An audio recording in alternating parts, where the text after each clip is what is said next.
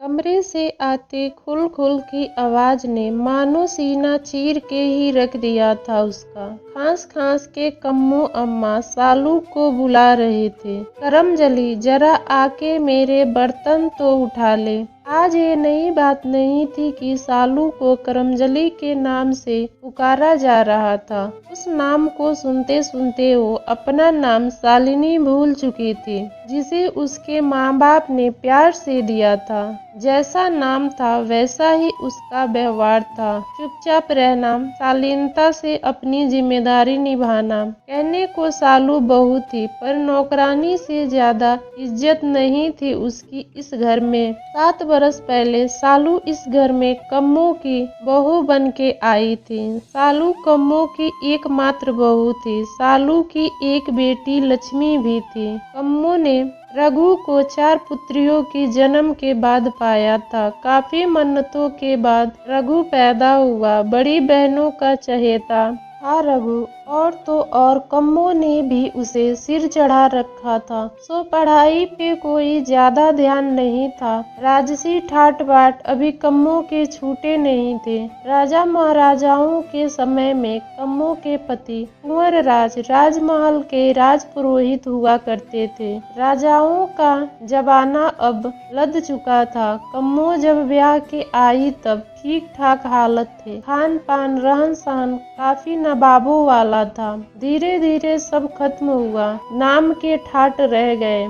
एक के बाद एक 4 बच्चे हो गए। 4 लड़कियां हो गई। बेटे के इंतजार में 5वां बच्चा रघु था। खजाना कब तक नवाबी शौक पूरे करता, खाली होता जा रहा था। अंदर से खाली, पर बाहर कम्मो का रुआब अब भी जमींदारों वाला था। इसी खाली खजाने के गम में कुंवर राज ने दम तोड़ दिया। अब घर की सारी जिम्मेदारी कम्मो की हो गई, लेकिन उस पर कोई ज्यादा असर नहीं दिखता था। वही शाम को मुंह में बीड़ा दबाकर आंगन में पीपल के चबूतरे पर पालती मारे चौपाल लगाती। सारे गांव की खबरें लेना, किसकी किससे लड़ाई हुई, किसके घर कौन आया, किसके घर में क्या हाल है, ये सब मानो कम्मो को जानना जरूरी था।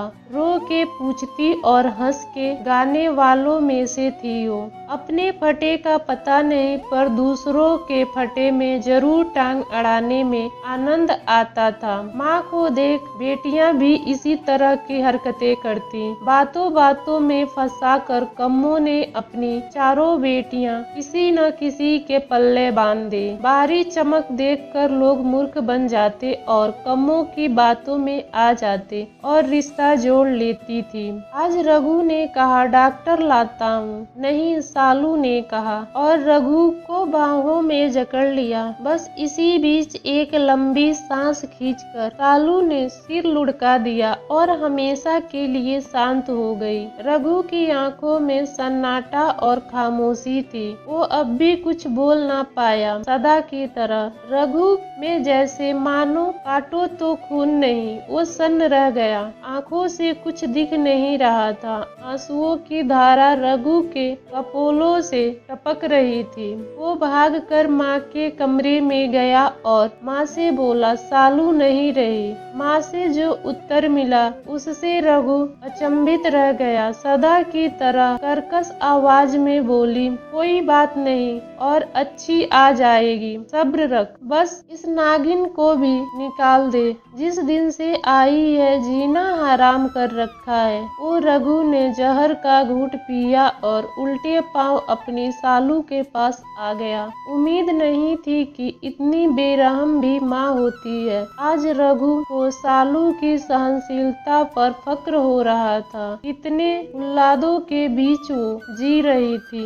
एक वो सालू की माँ थी और एक ये मेरी माँ है। इतना फर्क क्यों है? माँ तो दोनों थी। इस पहेली को कोई भी नहीं सुलझा सकता। आज रघु को मलाल था कि वो किस माँ की कोख से पैदा हुआ।